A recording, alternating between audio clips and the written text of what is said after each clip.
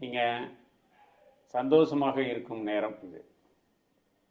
கடன் குறையுதுனாவே பெரிய சந்தோஷம்தான். எதிரிகள் தொல்லையே இருக்காதுங்க.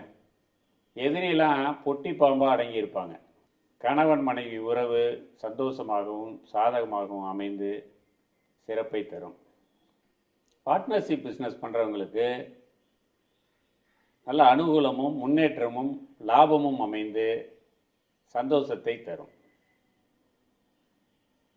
சிலர் வீடு மனை வாகனம் இதெல்லாம் கடன் வாங்கி வாங்குவதற்கான அமைப்பும் உள்ளது.